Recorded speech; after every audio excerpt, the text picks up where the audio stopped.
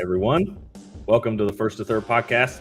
I'll be your host this evening. As the last few weeks, Scotty, and as always, joined by some great friends, Mr. Drew Dole. He is back, hopefully with us for a little bit after the birth of the new one. We're super stoked to have him back and have a new podcast follower out there in the universe. So we're snoozing. We're snoozing through it. It's okay. Hey, that's all good. We'll take it. He may not be the only one, so you know. True. And then just below me, my good friend Mr. Robbie Swab, enjoying his new outside digs as he has been the last few weeks. So that seems to be working well. So I like the theme to keep with it. So. Yeah, man. I love the outside, outdoors. Internet's great out here. Gotta love it. I was gonna say it's crisper, so we'll take it. That's right, Barrick. You weren't on the last couple of times. My internet has been on toy. That's right. Let's not jinx it. Let's keep knocking on that wood. So yeah. As soon as you see that a lightning bolt comes across, and the screen just goes to black. Too funny. And then, of course, welcome back, good friend down there in the bottom corner, Mr. Barrick, coming back from some work travel, some good things happening in the world down there. So happy to have you back, bud. Yeah, man, it's good to be back. I've missed it, but we'll be coming to you live from Florida in a couple weeks. So excited about it. That's right. We I think we're fixing to be a podcast on location before too much longer. So ooh, there we go. Yeah. Oh, I thought Rob froze, and I was like, "Look, we're 2 minutes and 47 seconds in. He's already frozen." That's just the face. That's just the shape of my face, Scotty. Oh, I love it. Oh, well, it has. It's been a week. It's been a shorter week. Robbie and I were joined by Ryan, which we were super stoked that he was able to hop on with us last week. And it was just on Monday. So, a shorter week between episodes here, which is always fun. We're always happy to hop on here and talk some baseball and enjoy the company of the community here. So, it's been a week. So, as everybody was saying, my background and backdrop may look a little different. I'm traveling for work again this week. Fun story. I'll be traveling again next week. So throw out a little teaser there and guess where Scotty's going to be next week. So have to tune in and find out. So, do we get holiday weekend too? That's right. So we're gonna have to throw some festive things out there. We're gonna have to come up with some fun stuff for the 4th of July. So I think we should do fireworks like on the podcast. Oh boy, those might be happening at the lake. Inside fireworks. Yeah. Oh, inside. Working in the insurance industry, I don't think I can condone that by profession. So do not take your firework advice from the First to Third podcast. Oh, too funny. As always, we will kind of start the episode off with our, I shouldn't say the only recurring segment. We've started a couple recurring segments. We've been keeping up with players of the week. That's been a fun one. And we've been pretty on point with those the last few weeks in terms of match stepping with the MLB.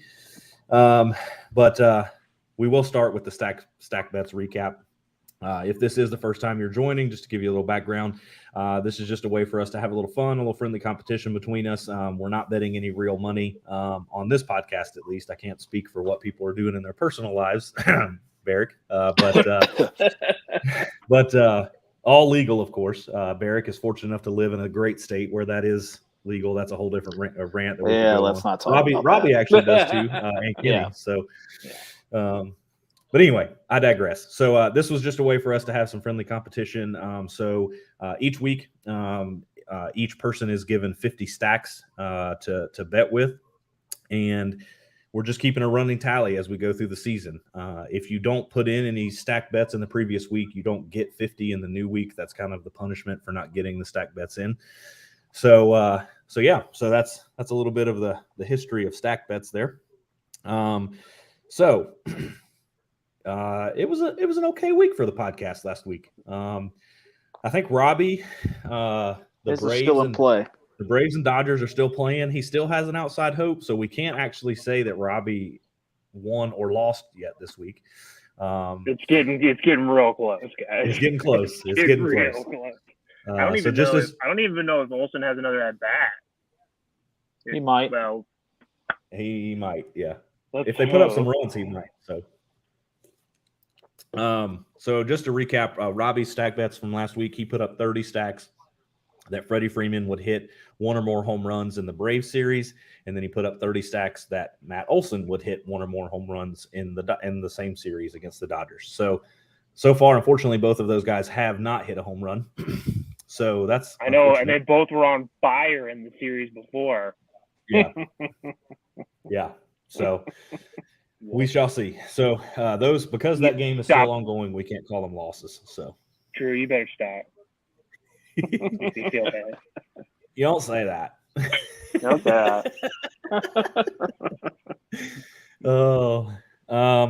Drew, my man, has had a fairly good week this week. Drew put up 4 stack bets last week, 25 stacks apiece. The lone stack bet that he looks like he's going to lose. Well, I know he's going to lose because I'm going to lose. Isn't playing. He put up 25 stacks that Ronald Acuna Jr. was going to have 2 or more home runs this week. Unfortunately, he only has 1.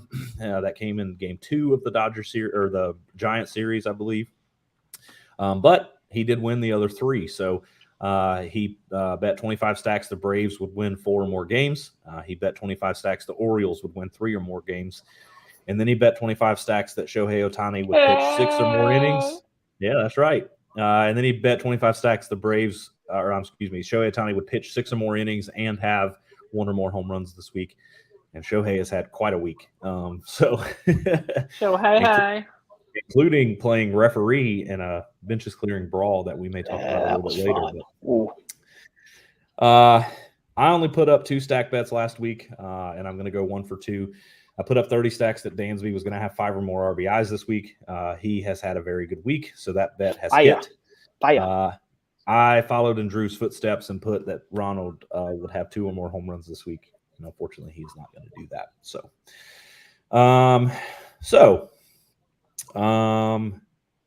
Let's see. Drew is going to win and add an additional 150 stacks to his pool, which is going to put him in a pretty unbelievable first place stretch here. I think that's going to put him at 390 stacks to start this week. That's correct. So that's pretty crazy. Barrick, unfortunately, did not put any stack bets in for us last week due to his travel. He will start this week later on in the episode with 110 stacks. Kenny has been a little MIA the last few weeks on the stack bets. He's still sitting there with 90. Robbie, again, his bets aren't out yet, so I can't fully say. But as of right now, he would have 95 stacks to play with at the end of the episode. I myself added 60 stacks, and so I will be starting the episode off, or the section off at the end of the episode with 200 stacks. So Drew is only a mere 190 stacks ahead of me in second place. So hopefully I can try to make some stuff happen this weekend. Can I make a movement that we just divvy up Kenny's stacks, like the bank repos them? Let's say maybe if he doesn't put in another stack bet by the end of June, we may have to repossess those 90. And the repo man's coming to get it. So anyway, so that, my friends, is the stack bet recap. Anybody have any thoughts on anybody's wagers or how things are going? Feel good. Mine was definitely emotional. For sure. Mine was all about the emotions of it. The rookie mistake. Bet with your head, man, not with your heart. I was going to say, bet That's with your right. Yeah. Somebody told you that before, Barrick. I'm not sure. I don't know who that was, but it didn't work. Working pretty good right here. Yeah. I think we need to be drinking some of that special sauce that Drew is cooking up over there. Yeah, whatever that is. He needs to bottle it and send it out. H2O. Oh, that's frustrating. That's disappointing. It's from a glacier in Alaska.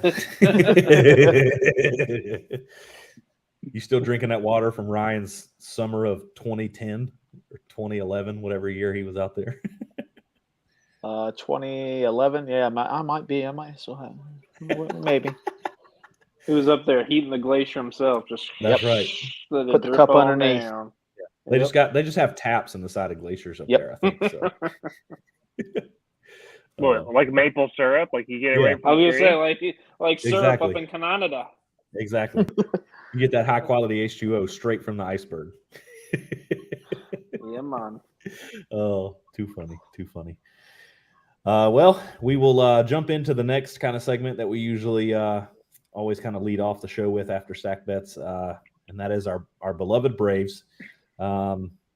So this week we've been okay. So I've kind of just put in here the Braves have had a good showing. Taking 3-1. Yeah. Taking 3 or 4 from the Giants. So again, obviously we're going to take that all day, every day. Definitely not going to fret from that. My apologies. Let me get this pulled up here real quick. Oh boy, it's that hotel Wi-Fi, you know. I'm telling you, it's rough. They make you pay for the fast stuff, man. That is not cool. Not cool. Yeah, it's tough. Oh boy. Okay. Well, we're just going to do this the old school way. All right. So, let me get through all these wins that they had at the beginning of June. Okay. So the Braves take the first game of the series against the Giants 2-1.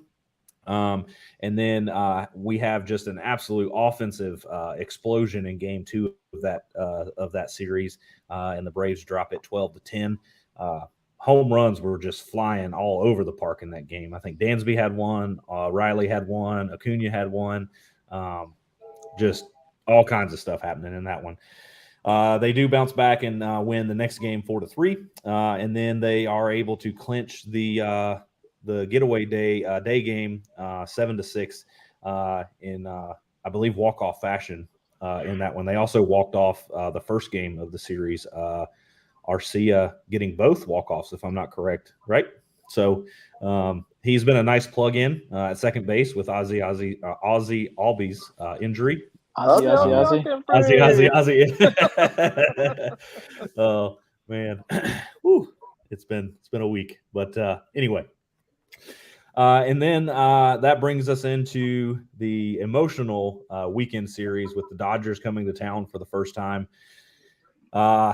Man, Friday night we were shooting off some texts in the group chat. That pregame ceremony, that's something I'll probably remember for the rest of my life. That was tough. I think the Braves handled that really well. I've watched a few of the other ring ceremonies. None of them really compared to what they did for Freddie, and I think that was the class move for them to do. But man, him getting up there and being able to talk, that caught me off guard. I did not think he was going to address the crowd, as you could expect. He did not hold it together very well. But I think that was good. It shows the human side of the game. I think it was probably very conflicting for a lot of Braves fans because as Robbie and Ryan and I talked last week on the podcast, there's just been so much Matt Olson hate. When you look at the stats, you know, they're honestly pretty neck and neck. Olson striking out at a little higher of a clip, doesn't have as many hits, but I mean, production-wise, they're not far off.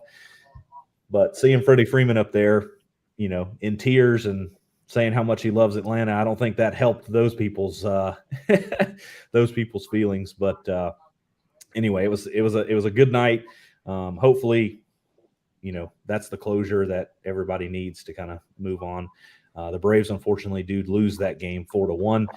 The Dodgers put up a late rally in that one to come up with the victory. And then the Braves play a really solid game yesterday to win game 2 of that series 5-3. You know, come into the bottom of the 8th, get a leadoff double by Travis d'Arnaud, and Ozuna in the very next pitch cranks a home run to right center, and just puts the Braves up 5-3. Kenley Jansen comes in, strikes out the side in the ninth.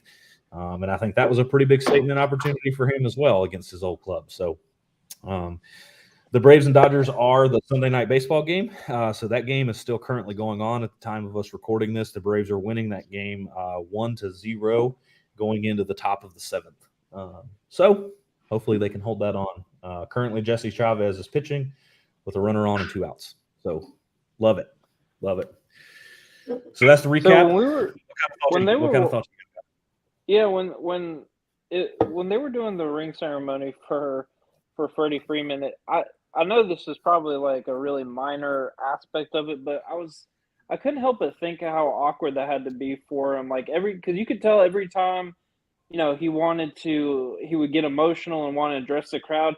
He's in the Dodgers jersey and he's got his Dodgers hat and he kept like raising the Dodgers hat. And I'm just thinking, like, if I'm him, I'm like, I would like instinctively want to like pull it back down, be like, oh wait, no, I'm not trying to praise the Dodgers here. I'm trying to. It felt weird. Like I would be interested to. I don't know. Like maybe when he retires, I'd be interested for somebody to ask him that question. Like, did he feel like any confliction of like, I want to celebrate this time and I want to, recognize the crowd, but here I am dressed in the opposite team's colors. But I thought that was, like you said, they did a great job though overall with the whole thing.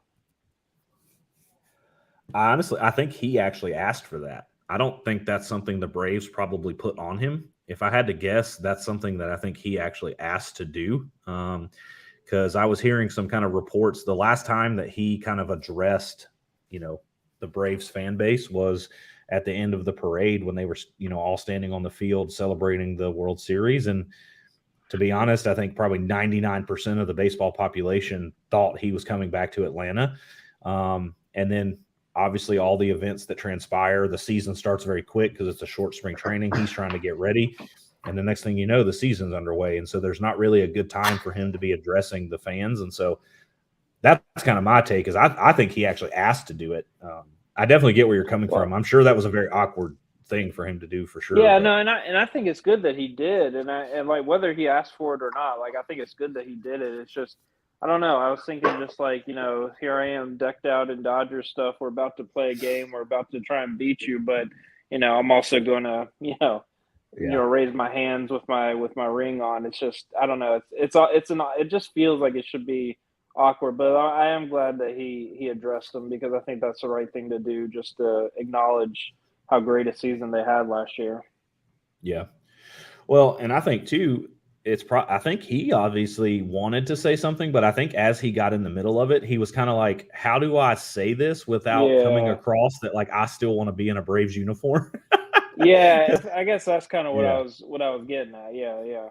Because that to me is kind of the little bit of the undertone that I was hearing of it was like, I really wish this didn't happen. I wish I was still a Brave. Like, I love you guys. Like that was a little bit of my feelings a little bit, honestly, but I don't know. Maybe not. Were any of you guys sitting there just like still going, just like, why didn't this work out? Like while you were watching it, just like, I still don't understand. I still don't get it.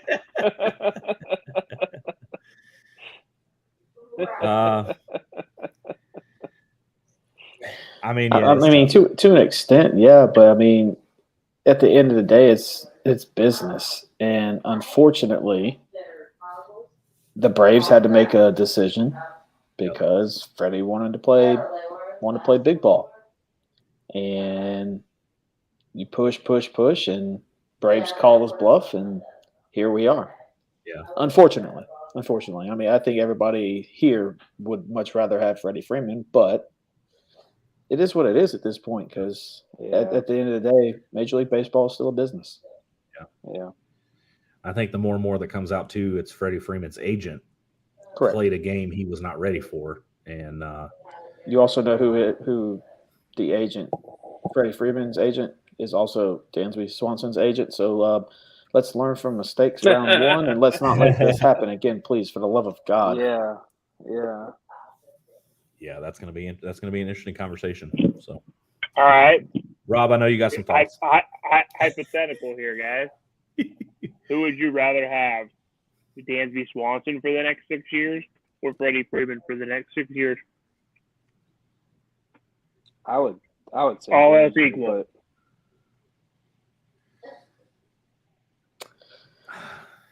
I don't know, man. That's a hard question. So, well, so obviously in your hypothetical, are you saying that Matt Olson is not on the team? I'm just talking in terms of if you had to choose one. Like if Dansby and Freddie were free agents last year at the same time, and Yeah. and you were asking You could us only who go would we for rather one. have, I would probably say Freddie. Because essentially you make the move for Olson unless if you can't get Freddie. So it's like True. they need to sign Dansby Swanson, and they need to make a plan for Austin Riley too. Yeah. Because I have a feeling that that's coming up sooner rather than later. And I mean, he's tied for fourth with home runs in the MLB right now. You know, he's Dansby's younger, So- right? Yes. He is by about 5 years, I think. Correct. Yeah. I think And that would plays a play a premium- big role and in plays a my premium- decision. And he plays a premium position. He plays shortstop. But they've got Ozzie on lock for ever, through like 2026 or whatever. He's on that crazy train. Yeah. All aboard. I don't know much about him, but the Braves' number 5 prospect right now is a shortstop named Braden Shoemake. Could he I feel be like the you the don't fact know that it. you don't If know you- much about him is a sign. Right? I mean, just Yeah, saying. but at the same time, like we've had Dansby, so it's like he's not going to get a lot of talk because we've had him. You know what I'm saying? Yeah, like, yeah. It's No kind of like different- it's kind of no like the different. We don't shortstop that always played behind Derek Jeter, or the Yeah. shortstop prospects in the Yankees. You don't really know him because you have Derek Jeter. Yeah, no different. You haven't You heard a first base prospect from Atlanta in 12, 13 years because we've had Freddie sitting there. So, And you won't for another 8. exactly. So, I don't know. I think I love Dansby. Like this is not a shot at Dansby. Like you're putting me in a tough spot of saying Freddie. Feeling versus like a Dansby. shot. But I just think Freddie's intangibles and leadership and that kind of stuff kind of a little bit outweighs what Dansby is at the current moment. Now, Dansby has stepped up a tremendous amount this year from a leadership role, and I think give him another 5 years where Freddie is, and I think this answer could be a little bit different if he stays with the Braves because I think he'll continue to mature. And he got honestly one of the biggest compliments I think a manager can give a player, and that is like Snit said, Dansby just knows how to win. He's won at every stop that he's at. I do love that. I do think that's, something valuable. So I think because of what you said a second ago, though, Rob, like if you chose Dansby last year, they still go and make the Olson move correspondingly. So I think now that we're in the real world where we made the Olson move, I agree with you. We have to re-sign Dansby. So And that's my 2 cents. Dansby maturation doesn't happen without Freddie leaving, though. Too. Mhm. That's the only way that happens. For sure. Or Austin Riley. Correct, Yeah, but both of those only happen because they were played with Freddie, and they happen because Freddie left, and they are the ones that have to take and be the clubhouse glue. And for that matter, Ozzie too. Yeah, I'm And- just saying, and Ronald. if Dansby Swanson's watching this podcast, which he should, obviously, don't major think he's props to watching your it. parents, because I just love the name Dansby. I think he's on the all-name team.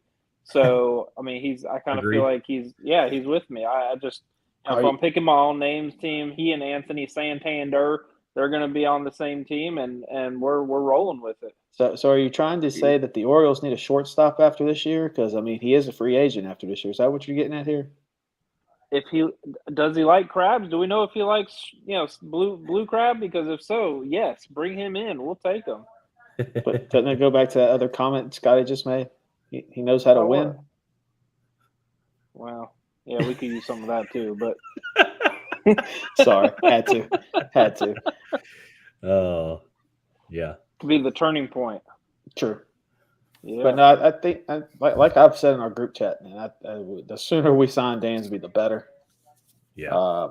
He is, in the last month, I'd have to say, he's pretty much put the Braves on his back with Ronald being in and out, and, you know, some guys struggling here and there, some guys picking up, Ozzy going out. So, yeah. Yeah. Can I just say, just change the subject real quick? Like, Robbie's giving me like horror movie vibes. Like, I keep thinking somebody's gonna come up behind him and just like grab him or something. Just kind of freaked out a little bit. But, anyways. Well, I'll tell you another stud that the Braves. Yeah, look at them big eyes now. Yeah. Another guy that the Braves need to lock up in a heartbeat is one Maximus Fried. Yes, please. That guy is on pace to win a Cy Young very quietly. Dave Roberts yesterday after Fried's start called him the best left-handed pitcher in the game. He has Clayton Kershaw on his team, right? Yeah, which that shocked me very much with that comment. That's quite a statement. He also has a young Julio Urias, who I think he should probably be building up a little more confidence. But, I mean, Max did shove it yesterday.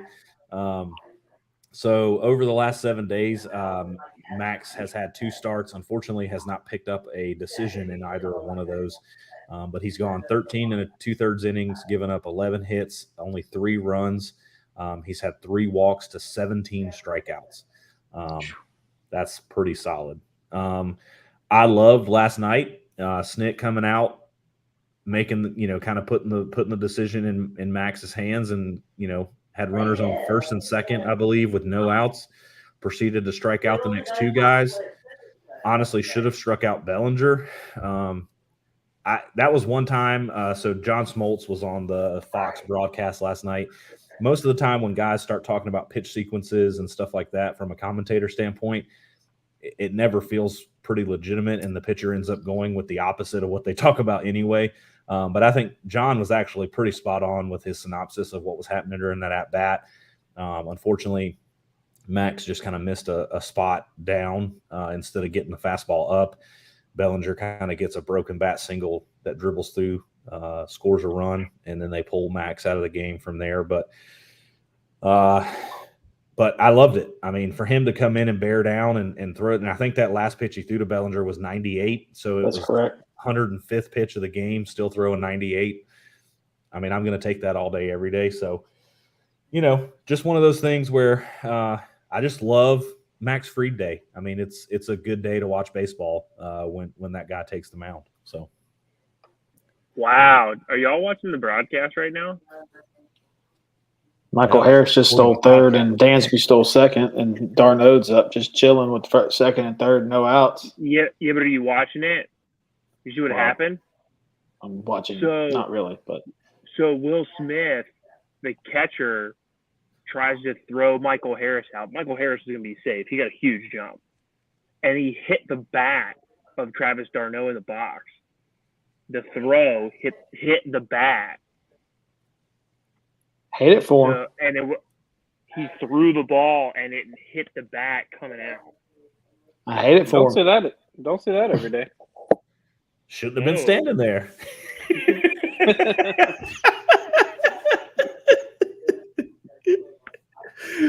That's one of the all-time movie lines of all time. Yeah, really. You just hit that guy. Shouldn't have been standing there. Yeah, but his ball ran into my bat. Yeah. I'm just standing there. Literally, they're showing a replay in like 4K slow motion, and Travis d'Arnaud is literally just standing there, frozen like a statue. Well, that's because he knows as a catcher, if he makes any movement, they're going to try to call him for some kind of interference or something like that. And so he's like, I'm going to stand here literally as a statue. And I had no impact on that throw whatsoever. I'm telling you, bringing Michael Harris up and the change in the game Braves, changer, and the change in the Braves plate approach of getting on base, they are an entirely different baseball team. it is pretty remarkable to see what that young of a guy coming up can do to a lineup and to a team. So, youngest player in MLB baseball, youngest player in the MLB, 21, 20. Yeah, 21. So yeah, pretty stout. And he's holding his own at the plate too. So over the last 7 days, he's got 7 hits, 3 runs, a double, and a triple, 1 RBI. I would love to see him cut down on the strikeouts. He has quite a bit of 3-pitch strikeouts where he kind of just looks a little overmatched. And I think that's just him not seeing some of these guys. And so just kind of not having, some of that experience under his belt. So that'll come. I'm not concerned. But I would like to see that get curbed just a little bit, in my opinion. But tell you what, it's nice to have somebody out there in center field who is like a legit, true center fielder. Yeah, for and sure. Did you guys see him throw? Did you guys see the throw he made? He's got a 100 miles an cannon. hour? Absolute cannon. With a rocket. 100? I mean, we used to think Jason Hayward had an arm, and he is leaps and bounds ahead of him, in my opinion. Jason Hayward had the power. Michael Harris hasn't really shown that a whole lot quite yet early, but between the defense and him getting on base and causing havoc, stealing bases, he's been a lot of fun to watch. So, any other big thing? Oh, I guess the big thing before we kind of get too far, big news from last night's game. Ronald Acuna Jr. fouls a ball off his foot in the 3rd inning, I believe, and somehow managed to play 5 more innings before being relieved in the 9th last night for the defense or top of the 9th. And reports came out today that he was not even putting pressure on his foot. He was using a scooter to get around the clubhouse. That's not what you want to see as a Braves fan right now in the current run that they're on. So obviously wishing him a speedy recovery. Have you guys seen anything? I don't think nothing's broken from what I've seen. He was on the K-Rod cast earlier tonight.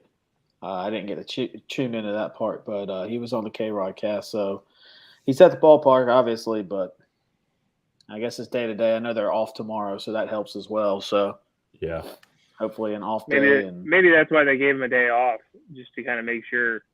Sure. With the off day tomorrow. Oh, another injury update. Eddie Rosario making a minor league rehab, and Tyler Matzik will begin his minor league rehab assignment tomorrow. Love it. Those will definitely be 2 guys I would love to have back as we approach the All-Star break. Which, man, like, how are we already here? Like 2.5 weeks roughly away from the All-Star break. That's pretty crazy. Time is flying, but I honestly think doing this podcast has also kind of done that too, because you're paying more attention. And it's just you kind of more aware of how fast things are going, and it's a good thing though. It's a lot of fun, but it's flying. Absolutely. All right. Since the All-Star break's coming up, Barrick, this will be you. Orioles All-Star and the Braves All-Stars. Who do you think? The Orioles are only going to get one because they have to, and it's probably it's true. It's probably going to be Trey Mancini, but if I was voting on it, I would say Jorge Lopez. I think he's had not Santander. Not Santander. I wish. But no, I think Jorge Lopez has had a fantastic year so far, and really has made a big difference with the bullpen. I heard you say Austin Hayes, Drew. Yeah, I mean he's definitely looked great recently, but I don't know if he's been, like, if you're being objective, I don't know if he's been consistent enough the whole first half. But yeah, I mean, those will be definitely the 3 front runners. I think it's going to be Trey Mancini just because of name recognition and that kind of thing. But I mean, he'll definitely get the fan vote for sure. Yeah.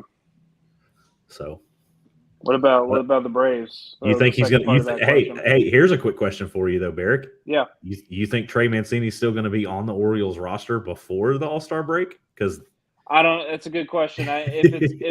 If he is, he won't be right after it because I think he's about. We talked a little bit about this in our chat, but I think he's good as gone.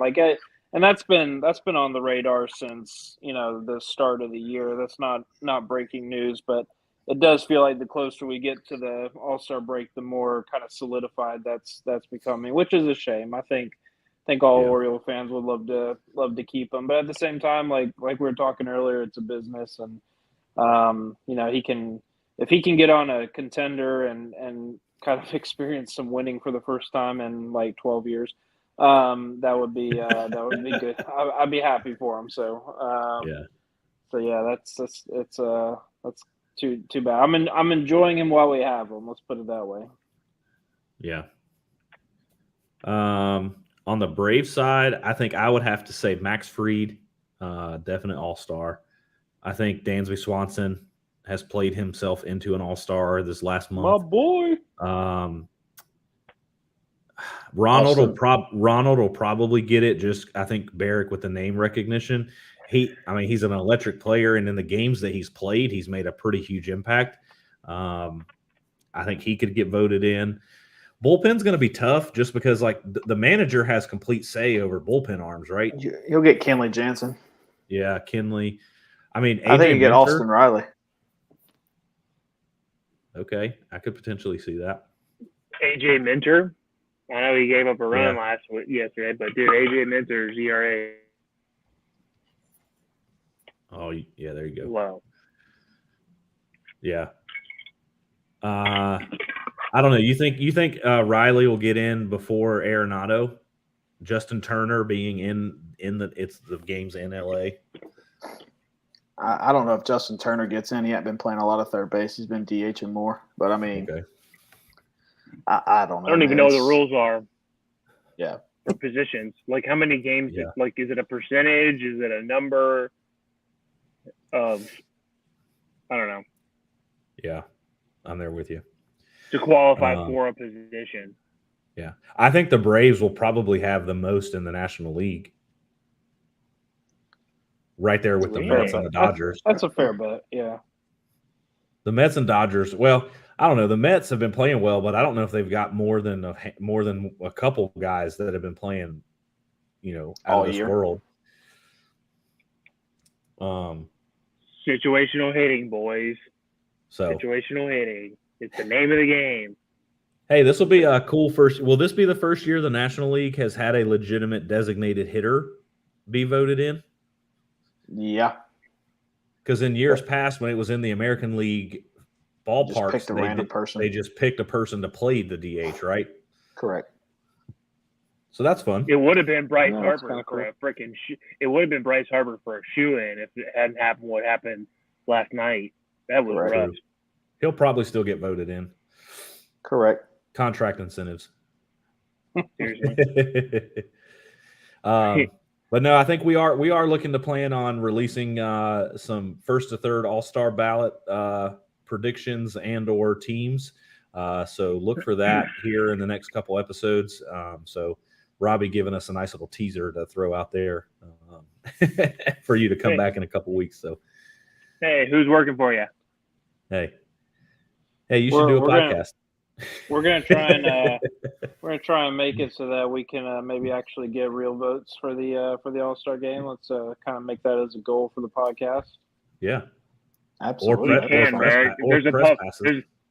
There's a public vote. You can vote for this. No. I'm talking about. I want more than that. I want to be like the, do the baseball writers get a vote like they do in the other sports?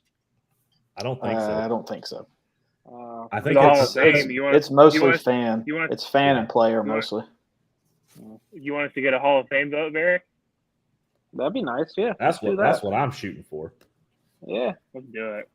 You heard it here. We want a Hall of Fame vote. We need to get one by next year so we can put Barry Bonds in the Hall of Fame. We got a long list. We got a long list. besides want to Barry have this Bonds. debate? Y'all want to have this debate now? No, No, I'm not ready for that. So we need more. We need more dedicated time for that. Yeah, for sure. That's This gonna be can't like be a whole episode. Yeah, we're not turning. This isn't going to be a Joe Rogan 3-hour podcast. So We should do Just that, an hour Drew. That's a 40. good idea. Just have like a couple podcasts where the topic is it's a one topic kind of thing that we could talk Yeah. a whole hour about. I think that'd be kind of fun. Well, I've been thinking. So, like, we've had some opinions come through in our group chat about this K-Rod telecast that Drew was mentioning that runs on Sunday Night Baseball. I think it'd be fun for us to live stream a Braves game where we're just on here. Obviously, MLB rights, we can't show the game, but we can all sit here and watch it, chat about it. Maybe that's where we have the Barry Bonds Hall of Fame discussions and stuff like that. So it'd be fun to do during the playoffs, like games that actually Yeah. that are really meaningful or something like that. especially And, we get a we few of us can't together. stream the games, but I'll wear like big glasses that reflect, and we'll just it's not streaming. We're just standing. It just happens to be in the reflection. There you go. So yeah, comment down below if that's something you think you'd tune into. That'd be fun. Let us know what your thoughts are. So, before we move on from the Braves real quick, just as we always do, look ahead. As Drew mentioned, we do get a Monday off, which feels awesome, even though unfortunately it's going to be a travel day. So if the Braves can hold on 6 more outs in this ball game, it'd be a nice happy flight. So the Braves will head up to Philadelphia on Tuesday and play a 3-game set Tuesday, Wednesday, Thursday against the Phillies. And then after that, they head over to Cincinnati for a 3-game set Friday, Saturday, and Sunday. Saturday being an afternoon 4:10 start, Sunday being a 1:40 Eastern time start.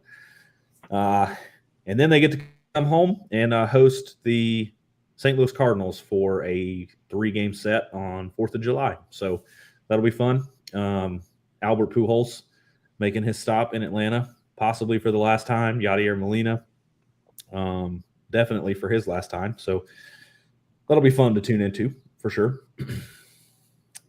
Any other closing thoughts on the Braves? Dansby, sponsor this Dansby. podcast, brother. Dansby. Legitimately, there was talk of me naming our son Dansby. I mean, how much more love do you need to sponsor a podcast, man? Come on. I mean, that's can't- not going to happen. That's not going to happen. As Drew was saying, I can't release too many things, but if a boy happens in the Banks household, that name is also being tossed around. So we shall see. That's the ultimate sign of respect right there. I'm just saying. Dansby Swanson, give us a shout. Lieutenant Dan. So do. Lieutenant Dan, ice cream. Oh, love it. Love it. All right, Barrick. Orioles talk. Let's go. What Man, in the it's been a world? good week. What in the world is happening on the Chesapeake Bay, my friend? I'm telling you, man, they're on fire. But I'm actually not that surprised because I think this happened last year. Again, it happened earlier in the year last year, but they had this streak where they were, playing really good and got some wins strung together, and things kind of returned back to the normal. But yeah, I think it's been so much fun to watch. Like this is gonna sound funny, but I mean it seriously. Like, you just forget what watching winning baseball is like, and you're just like, oh, this is actually kind of fun. Like, I like this. But yeah, I mean, guys like Austin Hayes has been absolutely, he's figured it out at the plate. He's always been good in the field, and he's definitely made some sweet catches this week. But yeah, really, I mean, him for the cycle, in only 7 innings, that's pretty impressive. And I think a lot of that comes from, we talked about a couple weeks ago that he was trying to learn how to hit with a glove.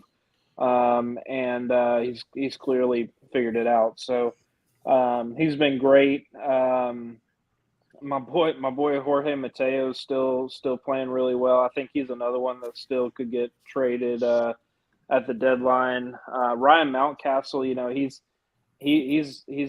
every time he hits a home run, he's got a pretty home run swing. Like it's got this, you know, fluid power, you know, look to it. It's a lot of fun to watch.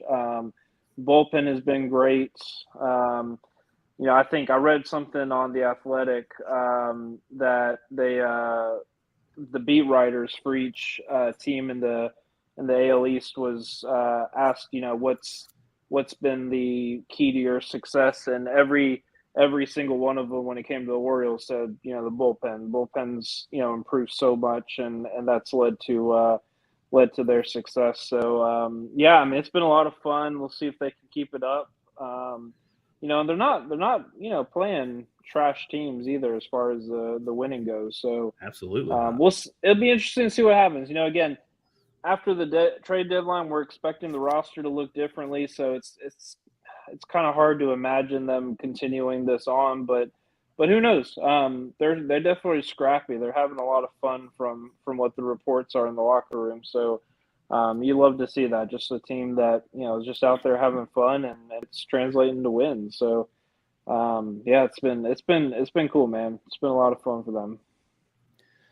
Yeah, looking at their schedule, like you said, I mean, over the last couple of weeks, they played a 4-game set against Toronto. They played a 3-game set against Tampa Bay. They went 2-2 against Toronto. They took 2 of 3 from Tampa Bay. They went and played, you know, I guess probably right now one of their good rivalries, interstate rivalry there with Washington. They lost one, split that series.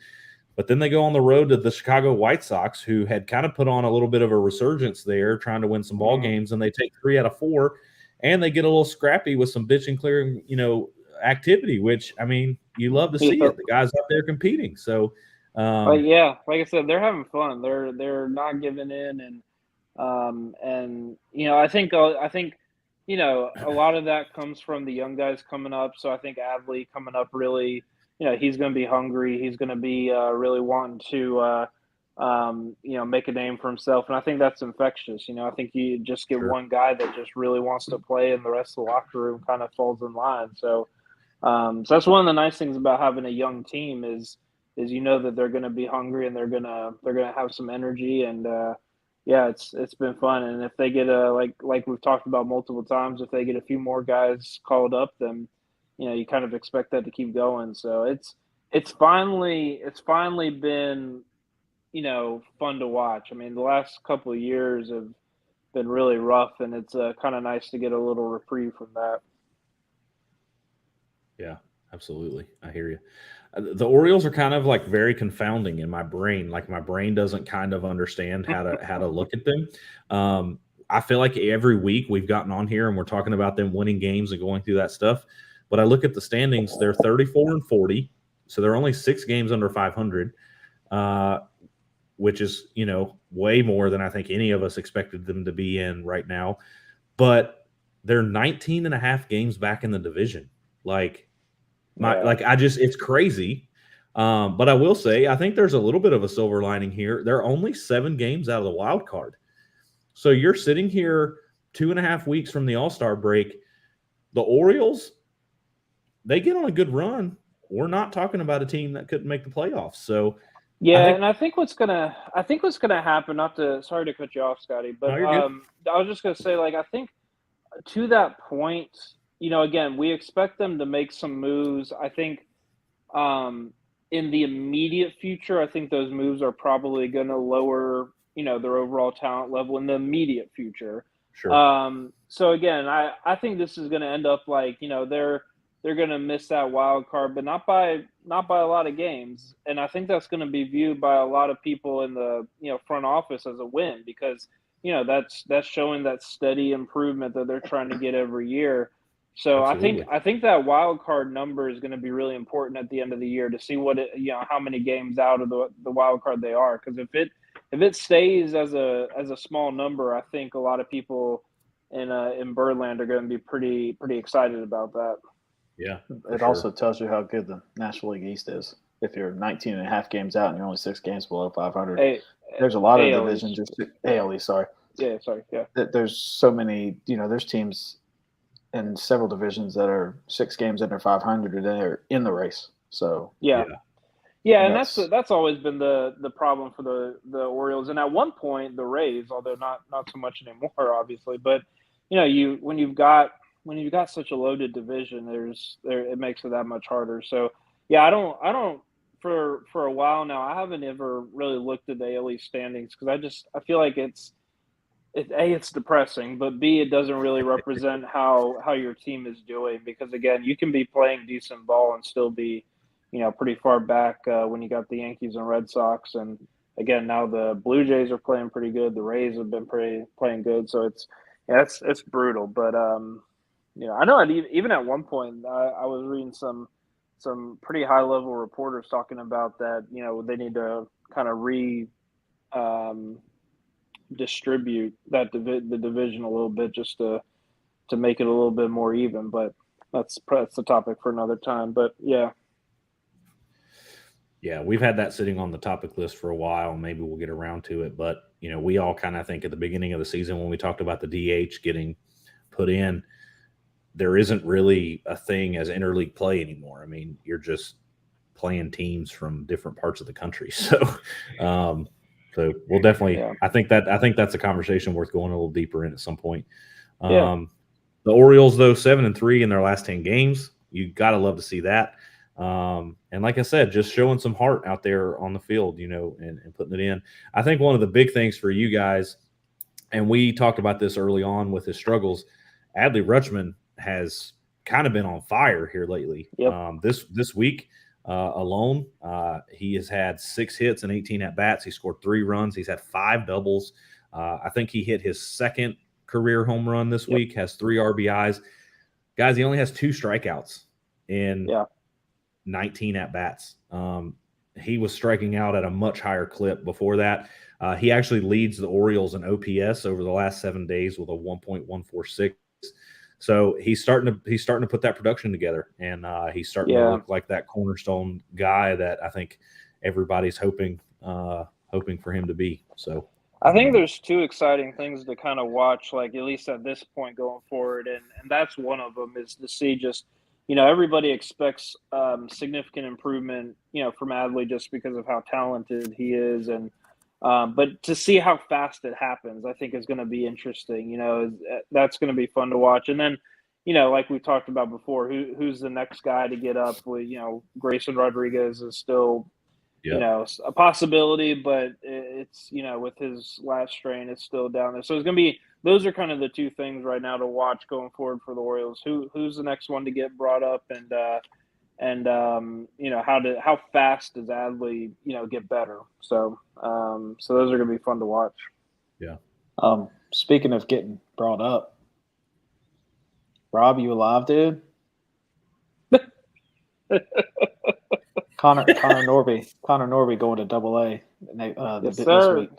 Uh-oh. And I imagine that's going to be with Colton Cowser and Colby Mayo, that whole clan. I imagine they're all going to Double-A this week. And there's a couple of those guys in Double-A that are on the list as possibilities, to be brought up. So that's really exciting. Did you coach Connor Norby? To start playing with some of those guys and get that competition. So, yeah, correct. And yes, Rob, I did. Too good. Why don't you tell me what I'm thinking? Love it. Is Freddie Freeman crying at first base right now? I don't know. You'd have to answer that for me. Legitimately, I don't know if I've ever seen him look like that on a baseball field. And they're panning over to him every other pitch. Oh boy. Well, thanks for that, Orioles. Yeah. Well, thanks for that Orioles talk, Barrick. Always good. Yes, I know Drew's getting ready to have to hop off here. Before he goes, I just want to give you the opportunity. The next segment we had on here was the College World Series. You have any quick thoughts about the College World Series? I don't want to keep you too long. So, I think you saw a lot of really good things in Omaha. I think you saw that the parity of college baseball is definitely there because you have a team that was the last team in that won the College World Series. Yep. It did lot of parity all over the place. I think you're going to continue to see a lot of parity because of the NIL stuff, the COVID year that everybody got. People transferring. Transfer portal has been absolutely nuts this week. Yeah. As the College World Series was going on, so it's just it's really good for the college game because now a lot of your really good players are choosing to go to college because out the gate for the first 3 years they can make millions of dollars with NIL versus riding on a bus and making below minimum wage and just hoping your signing bonus is worth something. So, which it probably won't be. Correct. So college baseball is definitely good. I just wish they would show it more often. Show it more often on ESPN. Show it more. I know they show it a lot on the SEC, ACC. Texas has their stations. I mean, Pac-12 has their stuff, but they got to show college baseball more because if you want to grow a game, the younger kids are going to watch these college games. And I mean, in the high school game, our guys mimic the college guys. They want to do what they're doing. And some of the stuff is good. Some of the stuff you're just kind of like, But at the end of the day, if you want to grow the game and show exciting baseball, college baseball is the way to do it because there's a lot of excitement going on in college baseball. And that's the thing. It's such a fun tournament. They do such a good job with it. It's so exciting. It definitely needs more exposure, and not just Omaha. Like the regional, super regionals. Like, they need to do a better job of promoting it because it's so much fun. Even if you're not a big baseball fan, like it's still exciting. That's a really good point. Yeah.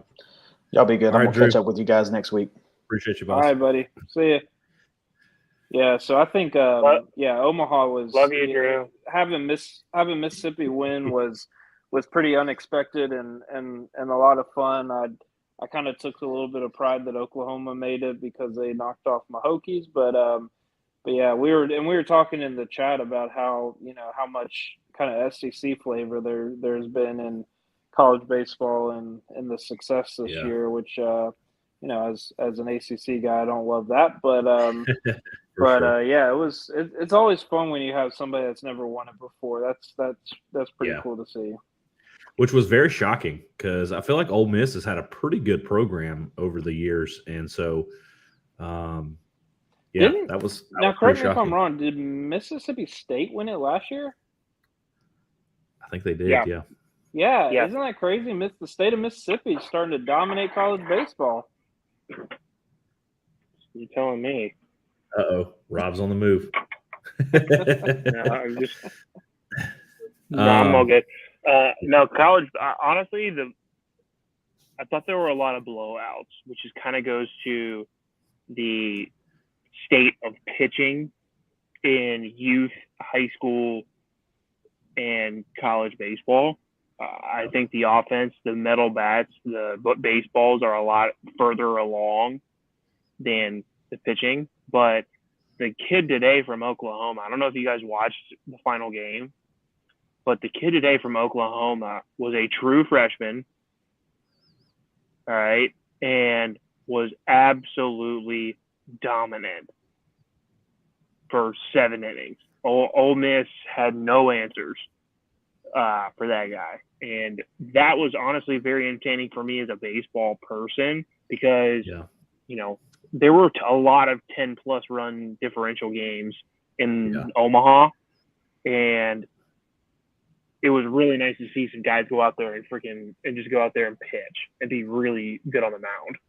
Yeah. And you're right, Robbie, you're right about like that being rare because I remember because again, Oklahoma played Virginia Tech and so of course I was, dialed in and watching those games and when that's that guy that you're talking about, when he pitched against Tech, it was like it was very different. You're like, oh wait, whoa, this guy is actually like really good. Like, oh, this is a good pitcher.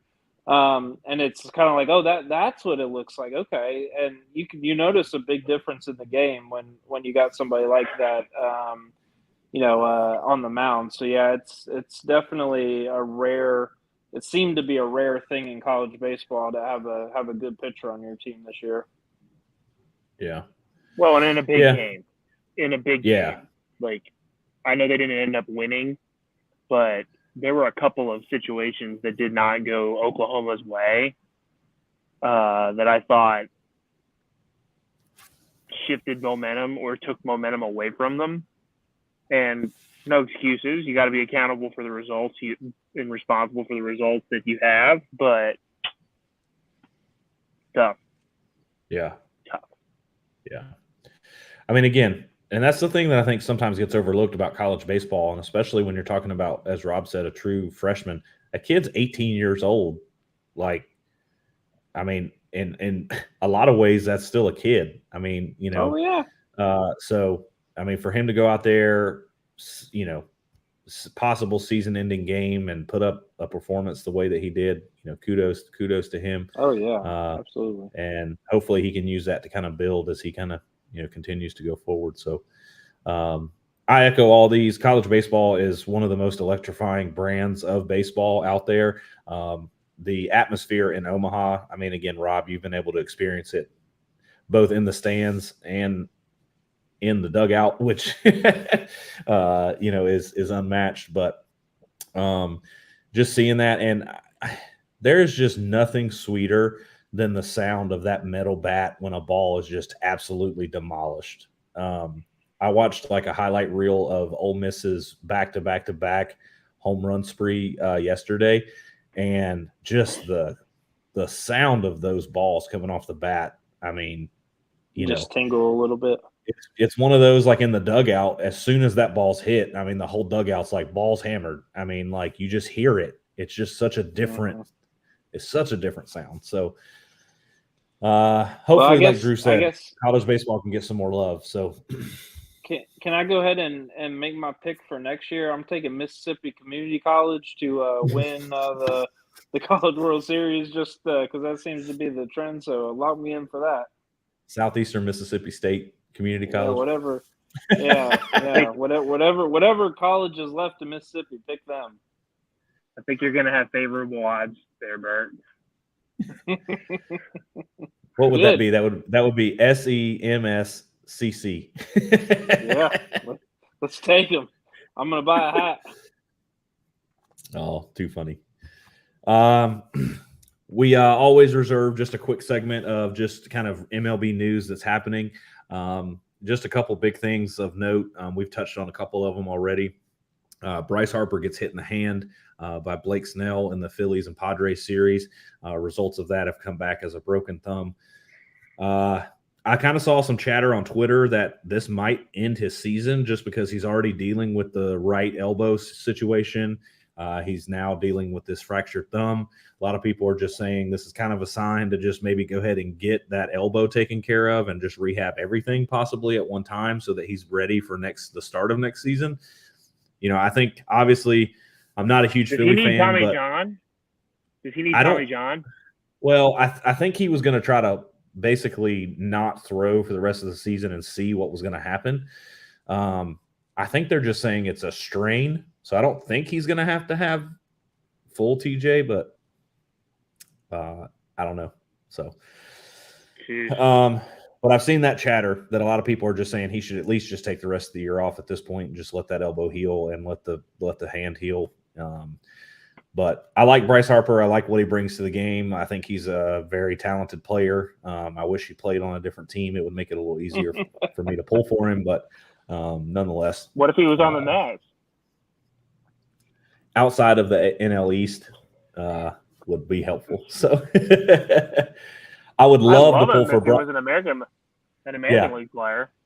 I'd pull all day long for a Bryce Harper in an Orioles uniform, but I was going to say I feel like I say this with every player, but we'll take him. Yeah, he probably doesn't even need to leave he probably doesn't even need to move his house. Philly to Baltimore is an hour.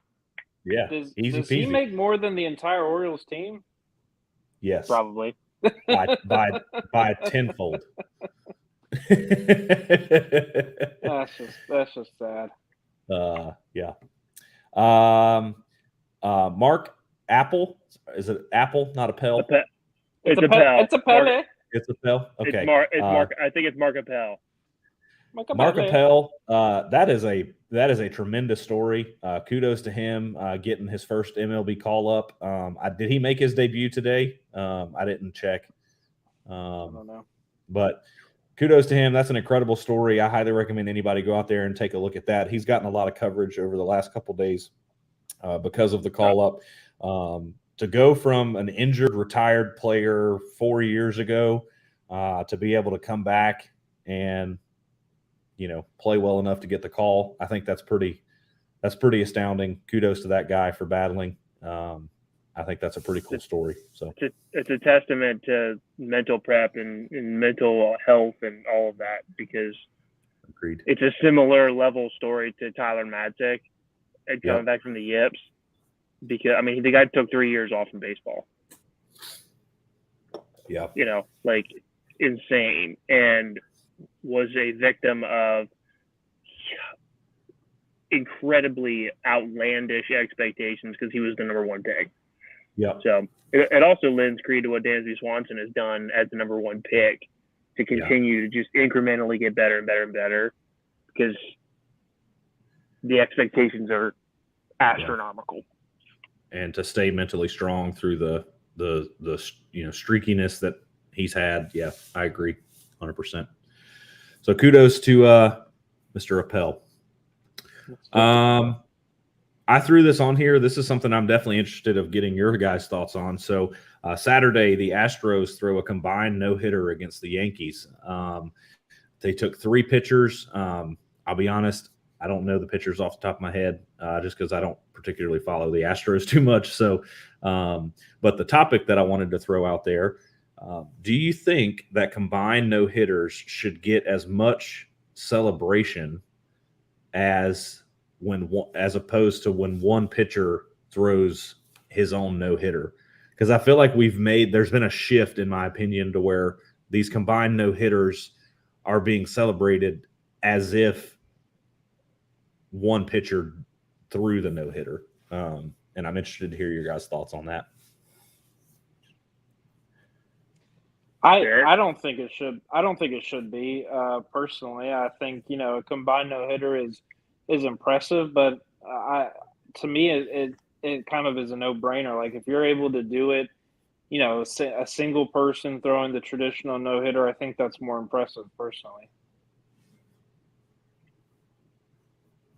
It is. Rob? I think, honestly, Scott, I think what you're talking about is a byproduct of the fact that not very many pitchers even get complete games. Sure. Much less a complete game shutout, much less a complete game no-hitter. There was a lot of discussion a couple of years ago when Bumgarner did a 7-inning no-hitter against the Braves. Yeah. Oh, is that a real no-hitter? Is that a this or that? For me, baseball game's 9 innings. Yep. And a no-hitter is a complete game. And it's one pitcher. They certainly wouldn't say that. Now, should I think it's an accomplishment? Absolutely. But if there's a column for number of no-hitters, there's no check in any box for the Astros. Yeah. I just think it's honestly, I think it's more of a bad day to play for the Yankees because, as a baseball player, there was always a sense of relief if a pitcher who was carving you up, who's just had your number the whole day, got pulled, because you're like, all right, we're done with him. Let's get a new one. Yeah. So I just think it's a bad day for the Yankees. Yeah. Yeah. I guess for me, I kind of go along the lines with what Barrick was saying too.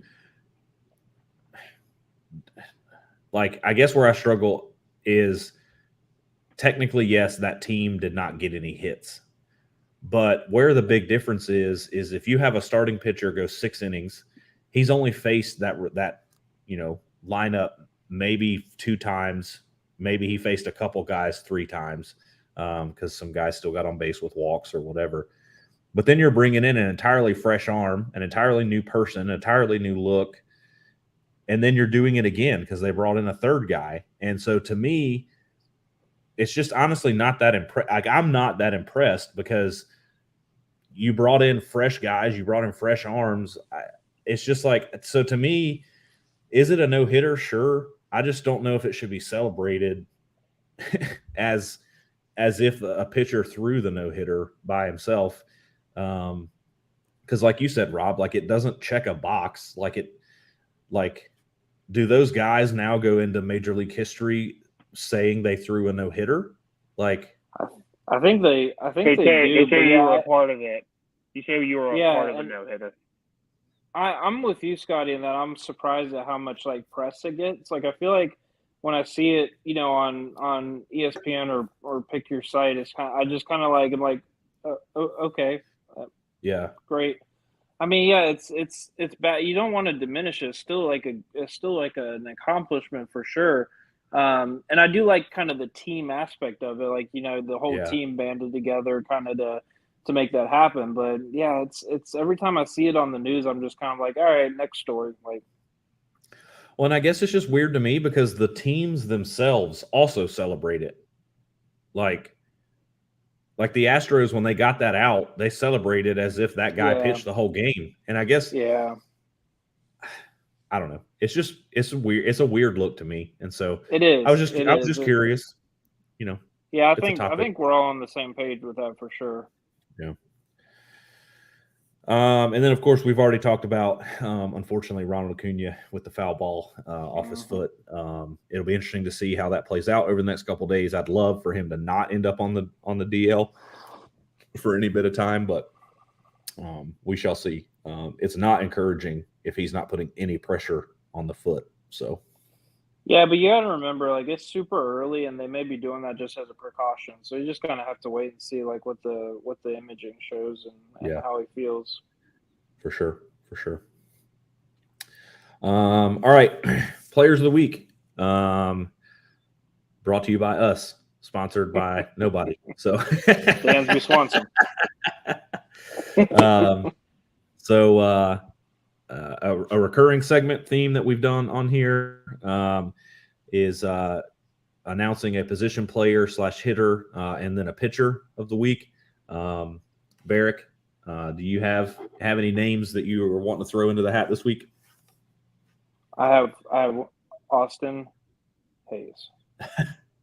He's mine. Orioles, right? Like I said, he's been on fire, hit for the cycle this week. I mean, that's definitely my pick. The Orioles don't have any pitchers, so no. I hear you. Rob, are you playing judge and jury again this week? No, I have one. You got one? Okay. It's not Austin Hayes. Love it. Well, it should be. Are you going to pick Dansby Swanson? Because I have two. The Paredes kid. Yeah, the Paredes kid has had a huge week. Yeah, I went back and forth on them, honestly. Ultimately, I was going to pick Dansby Swanson myself. All right, then I'll pick Paredes. Okay. He had a huge week. Yeah. So I'll just run through some. Swanson, you got the stat lines up, or you want me to run through them? You got it. Paredes this week has gone 11 for 19. He scored 6 runs. He's had 2 doubles, 5 home runs, 9 RBIs. He's had 1 walk, 2 strikeouts. He hit 579, and this is pretty astounding. He's got a 2.093 OPS this week. All right, here's an unrelated topic. Do you think ESPN's radar guns are juiced? Are you seeing something funny? I have not seen Kenley Jansen throw 97 cutters this entire year, and this dude is throwing 97-mile-an-hour cutters right now. He's juiced, man. He's juiced.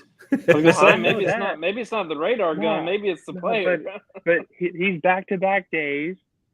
He's on his 22nd third pitch. Nah. Yeah, I'm with you. That might be a little funny. I'd be interested to see if the stadium gun is showing the same thing. They may have to turn it off. Yeah, oh gosh, Freddie Freeman's got his helmet on. Okay. Drew also I got went with Drew also went with Paredes. So I think I'm going to get outvoted on that one. Just so that we kind of do mention it, Dansby Swanson's line this week, he went 11 for 25. He scored 7 runs. He had 1 double. He's had 4 home runs, 6 RBIs. He's had 4 strikeouts. He's hit 440, and he's had a 1.422 OPS. It's just another day at the park. That's right. So I'll bow down to that one. Paredes having a 2+ OPS, that is wild. I don't know if I've seen that all season. So touche on that one. You have a pitcher, Rob? Yes, the guy you didn't know from the Astros, Javier. How many innings did he pitch in that game?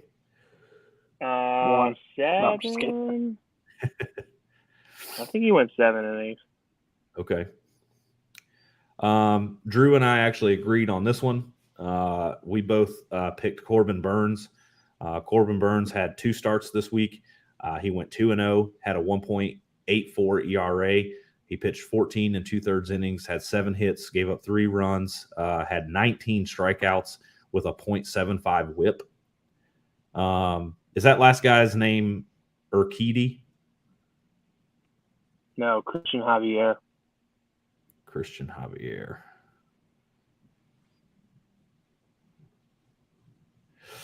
$12 innings. 18 Ks. He's not showing up on my list. Ooh. I'm on Fantasy Pros. Uh-oh. Man. How about Dylan Cease getting 24 strikeouts in 13 innings this week? That's wild, too. Strikeouts. A lot of strikeouts. He had a .62 WHIP. Kudos to that guy. So, anyway, that's Players of the Week. I'll defer. So, the podcast Players of the Week, Austin Hayes hitting for the cycle in 7 innings, honorary. And then we've got Isaac Paredes of the Tampa Bay Rays and Corbin Burns of the Milwaukee Brewers. So, big kudos to you guys. Have a good week. Hope you continue them. So, all right, that time of the show. Stack bets. I'm gonna be honest. I'm keeping mine fairly simple this week. I think the Braves need to have a good week in the division, and they're playing 6 games over the next 7 days. I think the Braves are going to win 5 or more of those games this week, and I am putting up 50 stacks that the Braves are going to win 5 or more games this week. So, like I said, I'm gonna keep it short and sweet since we are running up on time just a little bit. So that's my stack bet. So same for me. I'm going Orioles with a above 500 week. I think they keep the train rolling. So we'll see how that goes. Rob, what you got? How many? Oh, sorry, Barrick. How many stacks are you putting up on that? Oh yeah, sorry. Let me go 60. All right. How much do I have in my pool? 95? Yeah, because it does not look like your other one is going to pay out. Go all in, buddy. All in. I'll go all in. I'll go all in right now. You watch it. Bet you won't. Bet you won't hit him. No, you.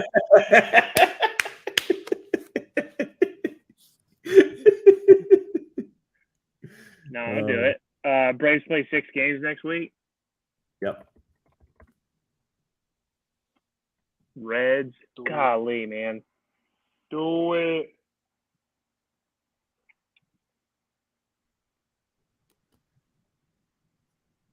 All right. All in. Yeah. All 95. Woo. Because I got to catch up to Drew somehow. So, sound betting advice. Gonna start throwing some Hail Marys. 3+ wins for the Braves. Okay. This week. 3+. Conservative.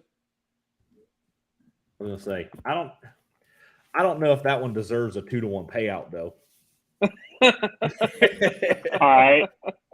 That's winning one game. That's winning one game against the Phillies and 2 games against the Reds. That seems pretty doable. Okay, 4+. Okay, I like it. That's a little bit better. We haven't had much contention, but I'm just saying, looking at the schedule, that one felt a little easy, to be honest. So, yeah, but the Phillies are the second best team, and the Phillies have played really, really well. They don't have no Bryce Harper. The Reds suck. But you know how the Braves play against sucky teams. I was going to say, for the longest time, the Braves were the Reds' only 2 wins of the season for like the first month. So and now we've got to go into the 9th. Yeah, Finley gave up 2. Yeah. Hopefully we can win it. Just to give a quick shout out here, Drew did put in some bets, stack bets as well. He's putting up another hefty week. So I blame Drew for them. I blame Drew for everything. Love you, Drew. Drew has put up 4 total stack bets, 25 stacks each. He's betting that the Braves are going to win 4 or more games and win both series. So again, he's doing an and there. Aaron Judge will have greater than an 850 OPS, and the Yankees will win 4 or more games. Drew seems to be very much in the parlay bet world. So. I was gonna say, my boy is parlaying like he's a pirate or something. I mean, good grief. 25 stacks that Mike Trout will have in OPS greater than 850, and then 25 stacks that Sandy Alcantara is going to go 6 or more innings. That doesn't feel like a 2-to-1 payout to me on that one either. So we may have to chat with him about that one. Yeah. It depends on who he pitches against, but the house has got to crack down a little bit once in a while. So especially when you've got 150 stacked bet leads. So too funny.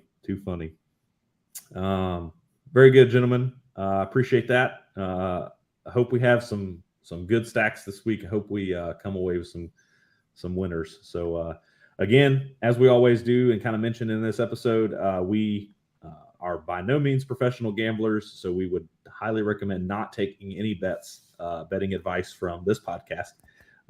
But if you like to have fun and just have some friendly competition with us, that's what it's all about. So friendly all right, competition. boys. That's right. Last words, Barrick. What you got this week? Last words. I'm gonna go with Kenny. Where art thou? I love it. That's what I'll leave you with. We certainly hope to have him join us again soon. We certainly miss him and his hot takes. Mine could be oh brother, where art thou? Yeah, there it is. Too funny. What you got, Scotty? Just traveling this week. Looking forward to some good Braves baseball. And need to continue to cut into that Mets lead. 4.5 games. It's been quite a month. I've certainly enjoyed getting that number into the single digits. That's tough. Kenley giving up 2 in the 9th. Really wanted to close the door on that one and take that series. So let's go. Let's stay live. Let's stay live until the end of the inning, or the Braves win it. End of the inning, or the Braves win it. Live reactions right here from the First to Third podcast. Are you guys watching a stream? Are you guys?